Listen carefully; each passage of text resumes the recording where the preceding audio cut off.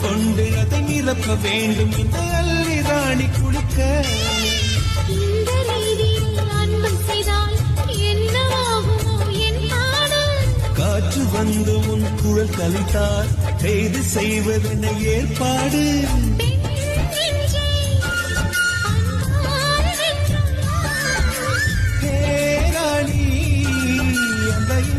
லோகத்தில் நான் கொண்டு தருவேன் நான் ஒரு பூவீடம்.